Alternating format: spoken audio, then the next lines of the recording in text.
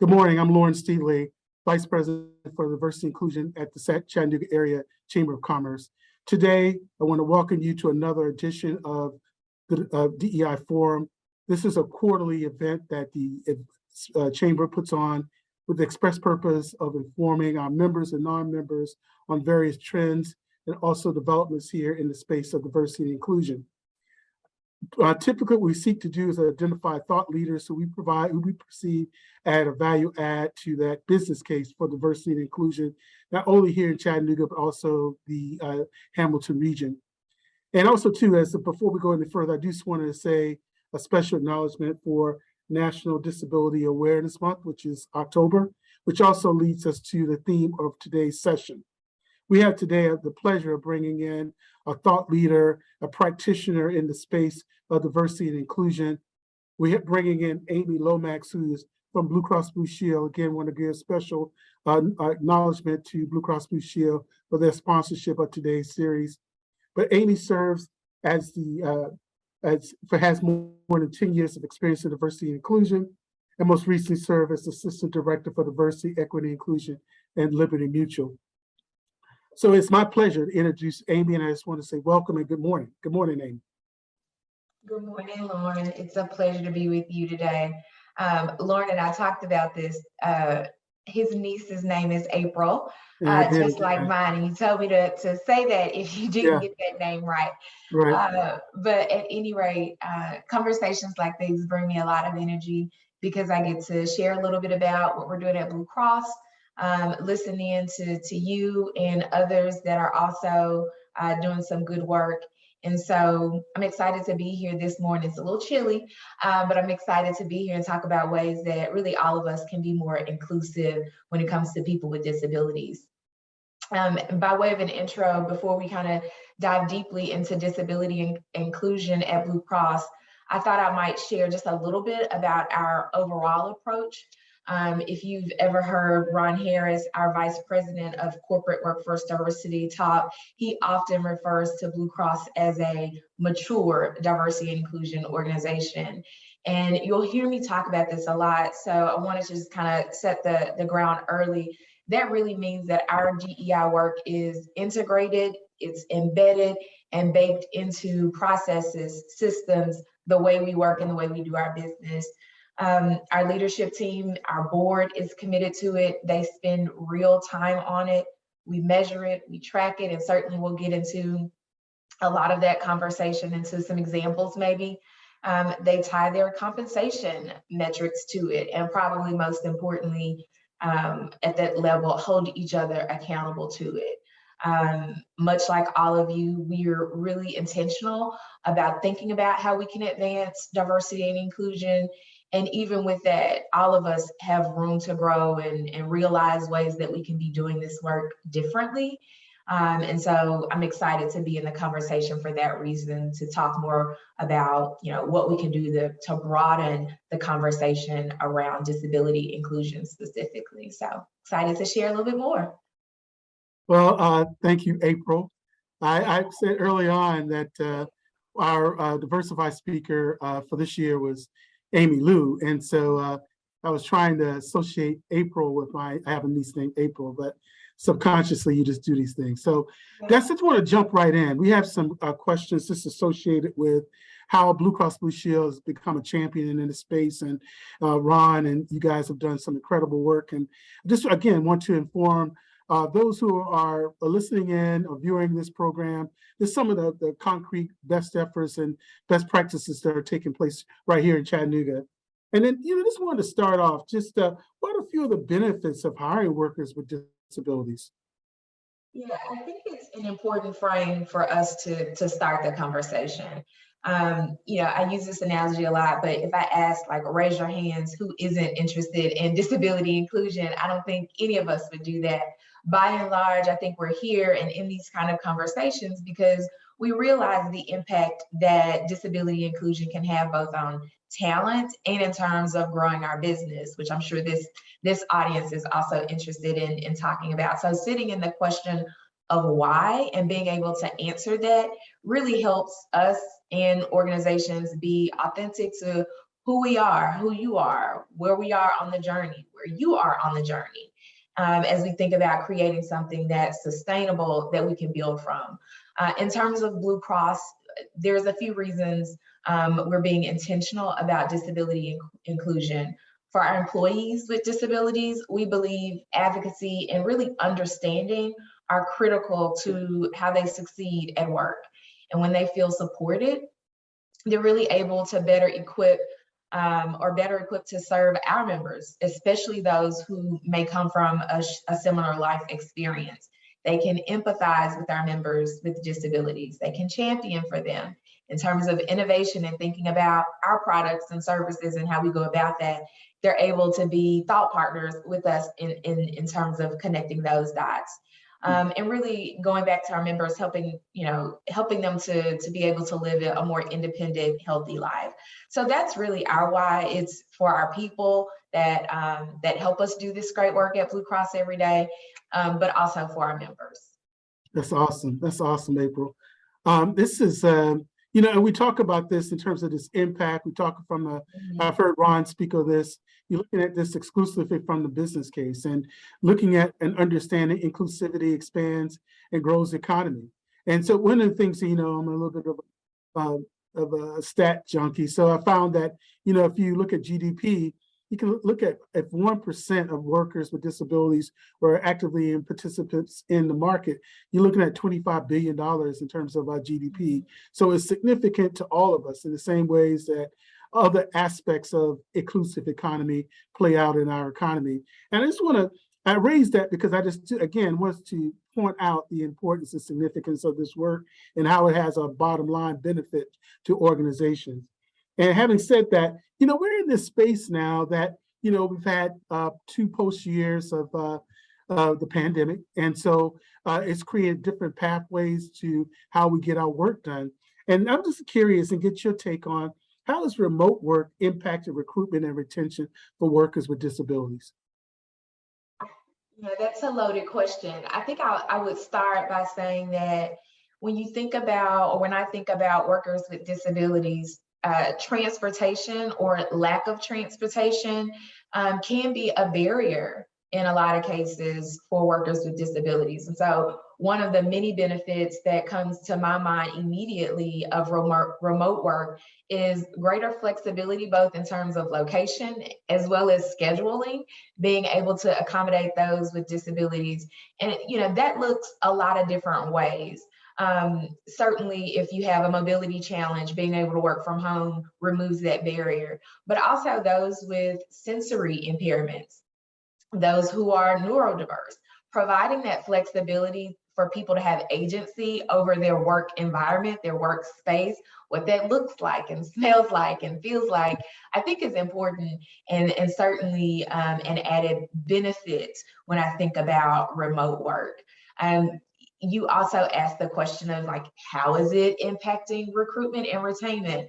And that to me is a huge piece of this puzzle. And I kind of want to break it up into 2 distinct conversations, because I think with regard to recruitment and hiring, there's a few things that I can point out that we've enabled to support our intention to recruit workers. But I think what you'll find is it's really about providing an inclusive process for all, and it just so happens that it really impacts those who are workers with disabilities. The first one that I would point out is accessible job descriptions. How are we ensuring that candidates who may be visually impaired can apply for positions without difficulty? When I even take a step back and think about how they get to the job description or the application, it reminds me we're undergoing a process now to ensure that when you go to our external website and all of our digital materials, that they are accessible for people who might have visual or hearing impairments. So starting really from that foundational level of accessibility, I think is a huge piece before we even get to the job.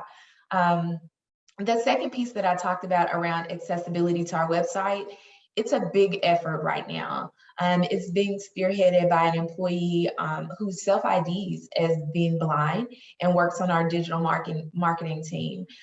So that's a lot of great work that's going into making sure that from an accessibility standpoint, that people can come and access our website to learn more about us and those jobs. I think the other thing that I would highlight in terms of recruitment is our partnership with Project Search. And we've talked before, and Project Search is certainly near and dear to me. We established Chattanooga's first Project Search program back in, I think it was 2018. And it's really been a cornerstone to how we think about workers with disabilities from a recruitment perspective.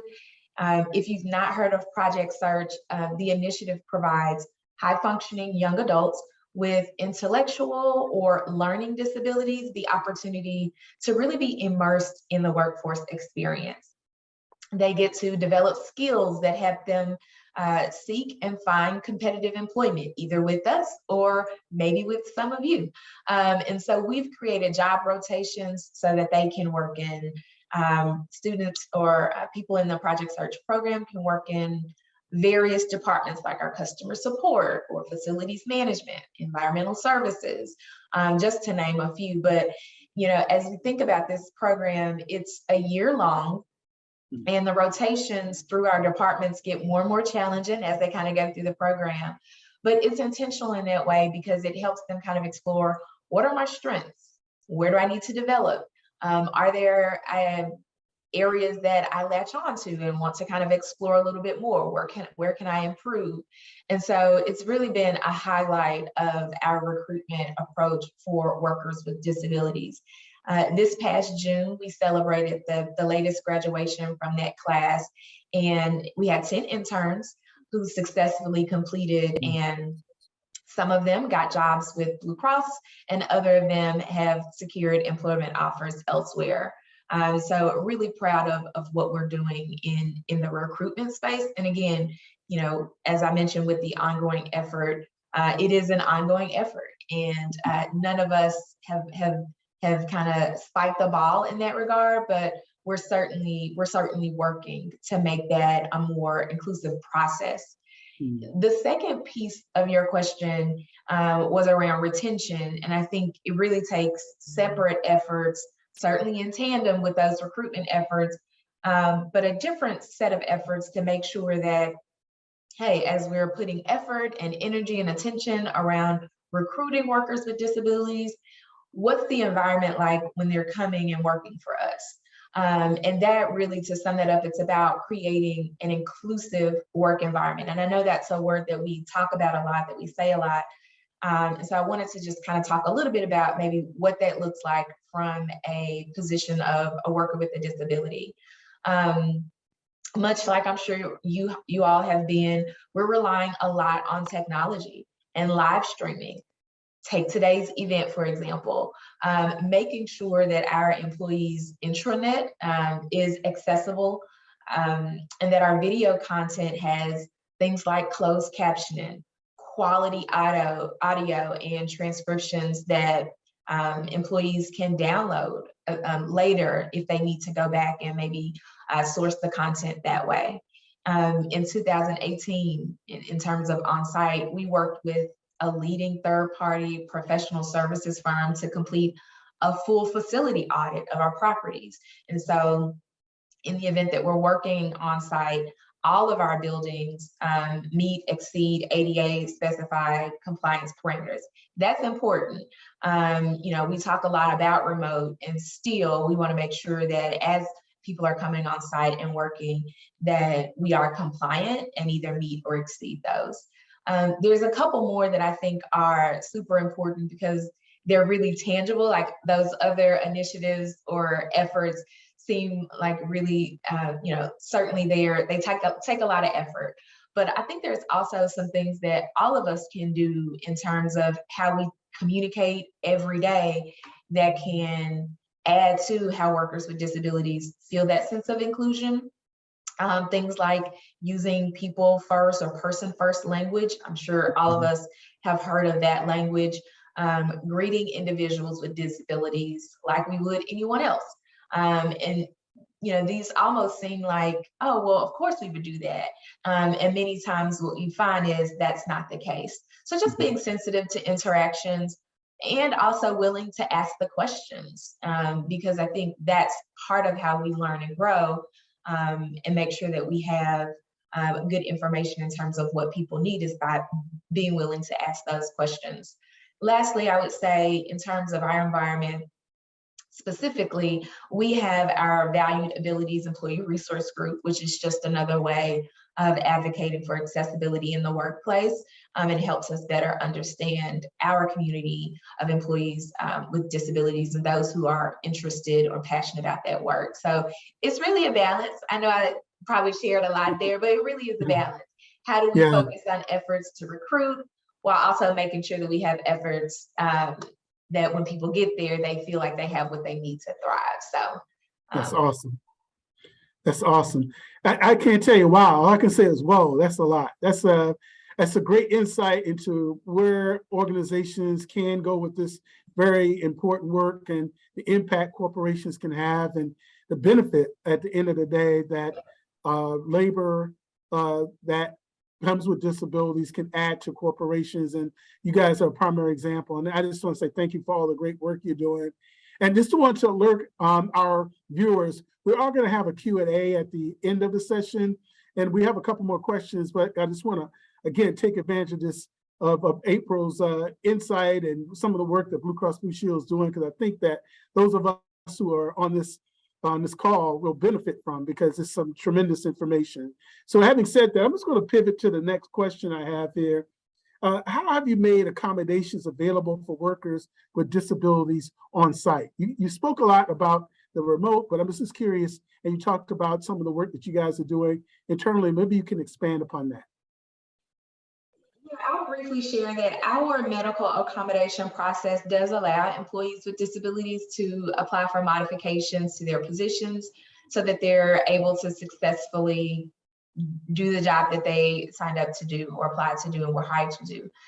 Those accommodations might look like modifying a work schedule, modifying or acquiring different facilities or equipment, which is certainly, as we think about the way that we're all working now, a big piece of that. We know that's the role that technology plays in really helping all of us work better, more efficiently together. So that equipment piece is part of that. I think the other thing that I would add that's probably equally as important in terms of how to support workers with disability is, access to all of the other resources. For example, we help connect our employees with resources for all types of care through our Total Rewards benefits program. So that might look like, short-term and long-term disability coverage, but also a variety of support programs, access to virtual mental health care programming, an employee assistance program that provides individual employee counseling, as well as crisis resources, specific programs for things like stress management and anxiety, which typically might not come up in a conversation like this, but especially as we're thinking about wellness and well-being have certainly come up in our conversation. And so, I think the thing that we would say is we're committed to supporting people do their best work at home and at work. And so how we connect people, employees with the right resources is a huge part of that commitment. And I know, we're in conversation with businesses, organizations, leaders who are, represent a wide range of business and organizations and what they have access to. And so connecting or being able to connect people, employees with resources internally or externally is probably what I would just kind of add to the end of that. Awesome. That's fantastic. And before we go into our Q&A, I have one more question, and that is, what does future employment look like for workers with disabilities?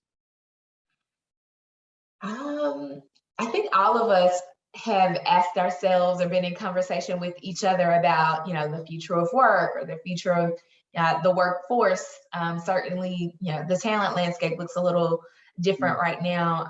For workers with disabilities, I think I think two things that I would say, because I know we want to get to some questions. We've talked about best practices around recruiting and retention. I think those continue to be drivers of what the future will look like. But, and I hinted at this earlier, the other one that I would talk about is the way we connect and collaborate with each other. And today's session is one example of that, and that extends to employees with disabilities.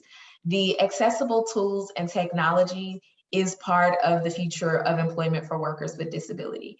And that could look like a variety of things, whether it's utilizing assets like American Sign Language interpreters as part of meetings like this, and also taking advantage of whether you're in Zoom.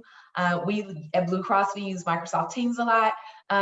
Really understanding the accessibility tools and functionality of those meeting platforms and taking advantage of them, amplifying that there is closed captioning available, making those transcripts available so people can download at a later time. So all of the things that we're kind of getting into now, just because the way we work is changing, is also, I think, a big part of how we move forward working with people who are who have a disability. So I think awesome. that's part of it for sure. Thank you. That's fantastic. And just as an aside, you know, we all have friends, colleagues, family members who fit into this population. And, you know, as part of this preparation for this session, you know, I started going out looking at what is the impact here in Chattanooga.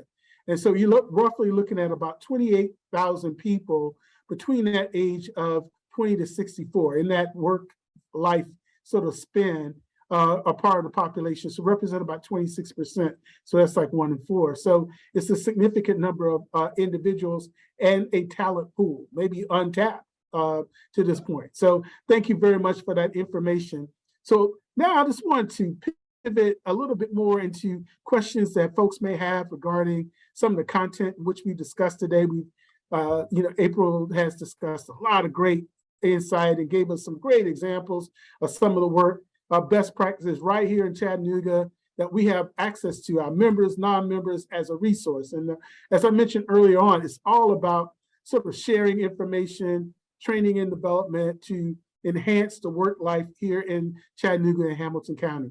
Having sort of used that as my sort of segue into the Q&A, I'm looking, and I brought in our director, Darian Scott, who's going to assist with the Q&A session here. So Darian, any questions? If not, I have some, as you know, we pre-prepared in an event that it's going to take folks to kind of queue up. Yes, we actually do have one question in the Q&A from Dana Good. And the question is, I have just moved back to Tennessee from Minnesota, where I was finally diagnosed and treated with adult ADHD.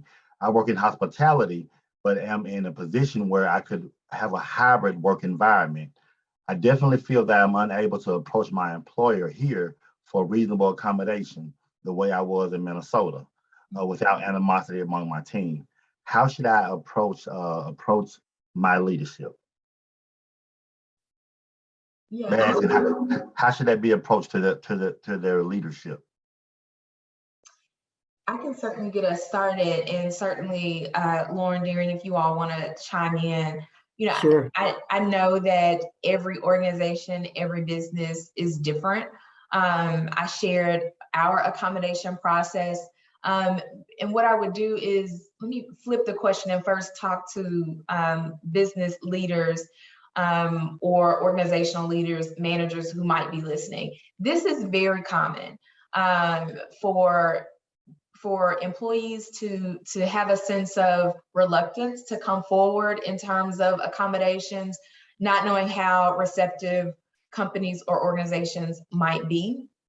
And so I think the onus, the more that we can have conversations like this that increase our own understanding and awareness, it gives us the confidence, it gives us, we develop the language to then be able to go back into our organizations to share our learning, which then makes people say, oh, okay, we're talking about that out loud. And we say that a lot at Blue Cross. We want to talk about this out loud because we want people to have a sense of calm and a sense of we want people to come forward and share how we can better support them. So I would just kind of plug that for the leaders, the decision makers who are on the call listening. And for you, what I would say is I don't know, exactly where you work or what the accommodation process is, but I would urge you to find someone in HR who is responsible for accommodations, and at least start the conversation, even if you don't feel comfortable going with your leader. Most places have an HR representative who has that information. And I would at least start the conversation with the appropriate person in HR. And maybe the right question is, hey, tell me more about how you all, what's the process? What's the policy around accommodations? Maybe you don't feel like, maybe sharing your specific example initially, but maybe just asking that probing question will give you the information that you need to kind of feel comfortable maybe taking the second and third steps. But that's what I would encourage. Thank you, April. We also have a couple more questions. Before we pivot, let me just add a little something to that. I would just think too, it's all about productivity and profit. So individuals, statistically, it's been proven that folks with disabilities add value in terms of this productivity and profit to organizations. And if folks can't understand, we'll understand the bottom line. So I think there's another value add is making that particular argument that it's always going to be about here's how we're going to add value to the bottom line. So just wanted to add that. Sorry, Darian. Yeah, definitely a good point, Lauren. The second question from Joy Key, for smaller organizations, do you have any recommendations for recruiting? And I'm assuming they're speaking on a program like Project Search, April, and they asked about recommendations for recruiting. Yeah, I would absolutely plug Project Search in here. You don't have to, even if you can't take 10 interns, that's just Blue Cross. They're certainly open to interns, even if it's, one, if you just want to kind of test it out and see how it might work in your organization. Project Search has been a great resource in helping us, and we started smaller than 10. And so I would absolutely encourage a conversation with Project Search. If you're interested in, from a recruiting lens, like where do I go to find talent? That might be a great way because they're an intact firm who also is responsible for providing support and guidance as those interns kind of come on board in your organization. So I would absolutely plug them as a resource. And I can share a contact. There's a Tennessee contact that I can share with you after I get his contact information. Awesome. Excellent. This is great. And just by way of just it's a Q&A. Any others in the queue there, Darian? We have some. It's more of a comment from Dave Buck. He said he want to thank April for bringing up language when it comes to disability, like identity first, and autism community and all that. So we definitely thank you, Dave, for the comment. Want to move on to more questions, but thank you, Dave, so much for that comment. Yeah, it's so interesting. Some of the stats was coming. I had a chance to talk to Dave as well about the Chattanooga Autism Center. And one of the things as another resource, I think it's important that people understand that from a perspective, both employer as well as employee, looking for resources, looking for additional information, what already exists here in Chattanooga to support workers with disability. I definitely recommend the Chattanooga Autism Center. And having said that, I do have a question I want to pose as well. What are a few recommendations you can suggest to organizations pursuing workers with disabilities? I think you kind of touched on it in various ways, but just wanted to go a little deeper on that. Yeah, one of the things, and you're right, I think I did hit on it, and I'll share again. I think the onus is on us, and certainly this is the first step. If this is something that you're thinking about or something that you feel like would benefit and you want to take that next step, I would say the first step starts with us. How we increase our own awareness and understanding. This conversation around disability and inclusion can be complex and nuanced because you have, whether it's physical disabilities and what that looks like and what support looks like. Non-visible disabilities are a huge part of how we're having conversations. How do we support employees when they come and say, you know, as we're having this conversation and having it out loud, and someone says, you know, oh, you know, I have or been diagnosed with ADHD. What can you do to support? And so when we are able to increase our own awareness and understanding as leaders, as managers, as leaders of business, leading these conversations, that's going to be important. That, you know, back to the language part, that we have the right language, that we have the right knowledge, that we're confident as we lead these and drive these conversations, because, you know, it's going to take, you know, it's initiatives, but those initiatives backed by processes and systems that also support. So I can't stress the importance of enough of that learning piece, and learning what it means and looks like for your organization, for your business, for you as a leader. That's fantastic. Thank you very much, April.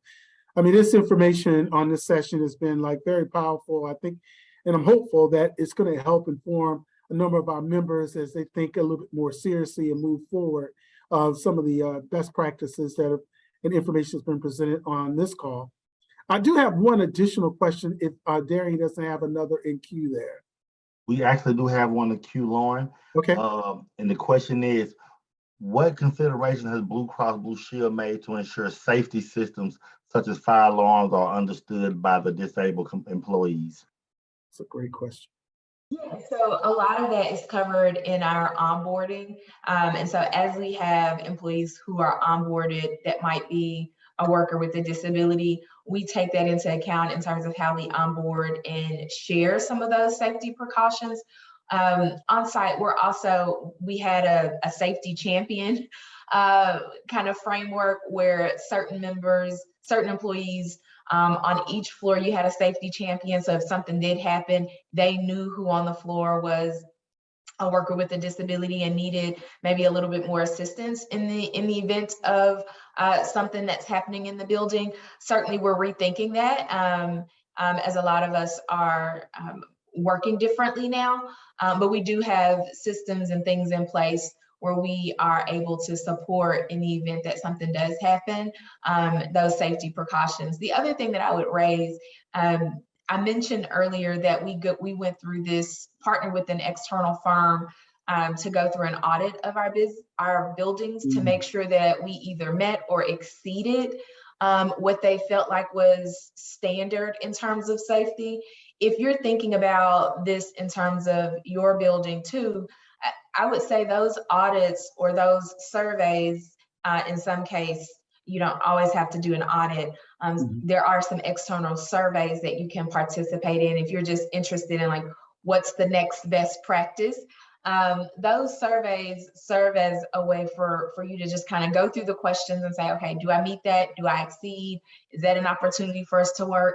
And so certainly we want to meet those standards, but in a lot of cases exceeded those in terms of safety. Awesome. Awesome. Any other questions there, Darian? No more questions as of now in the chat. But I'm going to pivot a little bit. It's sort of part of your answer in this last one. And that was like, you talked about the audits, which are great, but it also sort of opens me up to another questions. Like, what resources do you recommend for us to consider to learn more about workers with disabilities? Because you speak about the physical space as part of a question that came up earlier, but what are some other audits? Are there assessments that organizations need to be engaged in? And how might they consider and go about that process? Yeah, that's a really good question. And I'll share and amplify the resource that we use, which is Disability In.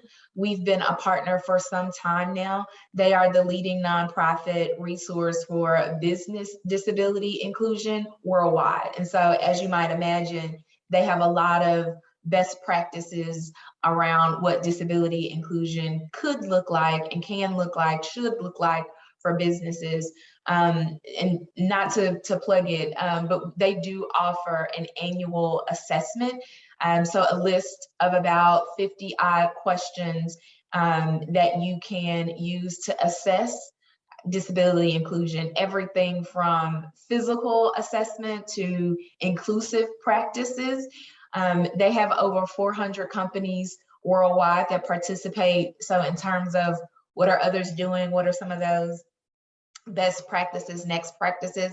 The other thing that I would share is no matter where you are on the disability inclusion journey, even if you don't want to submit the survey, even looking at the questions gives you an opportunity to say, we have this in place, or this could be something that we focus on in terms of growing or moving our disability inclusion strategy forward. I'm sure there are others, but that's the one that I would amplify disability in, and that's disability _IN. Gotcha. Thank you. That's fantastic. That's fantastic. So I'm just going to ask Darian again if there are any additional questions that he may have in the queue at this point. Yes, one just came in. Signal Centers is a resource for accommodations for people with disabilities. Signal Centers has, well, it's not really a question, it's more of a comment as well. Signal Centers has a set of technology professionals whose expertise in finding technology solutions for people with disabilities may be more sufficient. We also have worked with local businesses in making environments and processes more accessible for those with disabilities. Thank you so much for the comment. Yeah, I think for us, and that's another sort of byproduct of having an event like this or a session like this, is sort of elevating what is already in space, what's really taking place in our environment today. So these references and folks chiming in with various resources here in Chattanooga is yet another complement to what's existing within the corporate space, how that's playing out, but understanding there's an ecosystem, for lack of a better way to describe it, that is supportive services for organizations, corporations, and individual employees who are seeking to get engaged in more of the economic participation in Chattanooga and Hamilton County. So again, thank you for that acknowledgement. I just want to say too, again, I know if there are any additional questions, I do value everyone's time, and I value the content that we've heard today. And I just also too, before we kind of wrap this up, if there are no additional comments, and I'm just going to pivot to this way and to say, this thanking April, but also recognizing if there are any additional comments or observations that you would like to share with us, April, maybe it's an opportunity to do just that. Yeah, I think lastly, what I would say is, from the conversation, this is a priority for all of us. Certainly Blue Cross is a part of that conversation as we think about the impact. I mean, you shared the numbers right here in Chattanooga. And so we want to be a part, we want to be an employer that is supportive of that and thinking about that in terms of how we work, recruiting individuals, as well as the culture that we're providing, and making sure that people have a place where they can come and thrive. I'm proud of the work we've done, and that we continue to do. I'm excited to see where we are in the next few years. I know we're sitting in this question of what this looks like now, what's the future look like? And we have been for some time, and I'm excited to see where we'll be in the next few years. So I appreciate you allowing me to share more about our journey today, but also listening to you all and getting some resources that I can take back to our team. What I would say is I think that we all know this, we're stronger when we can work together. So it's been a privilege and an honor to be a part of today's very important conversation. So I appreciate the time, Lorne. Thank you. Thank you for taking the time. We really appreciate it. And just by way of sort of exiting out here, there's a couple of things. One, I just want to thank Blue Cross Blue Shield of Tennessee for their sponsorship with our DEI Forum. I want to thank April for all the tremendous content which we've heard today. And as she mentioned, this entire work, when we think about D&I, diversity and inclusion, it is about how do you look at this broader space of inclusivity with regards to expanding this economic ecosystem known as Chattanooga and Hamilton County. We hope that as the Chamber, this particular offering in this DEI Forum offers our members, our non-members, some insight on how best to move forward with this work.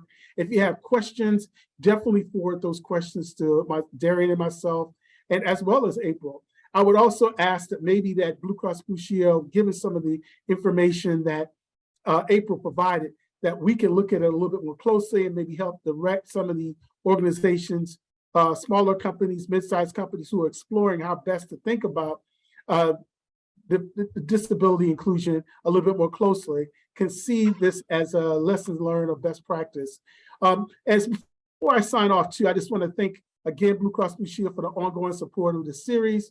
I want to thank my colleagues here at the Chamber of Commerce. Also too, I just want to elevate that just to stay tuned because we always have a lot of important programming coming out of this office, and it's emerging, and you will see more of that in the coming months.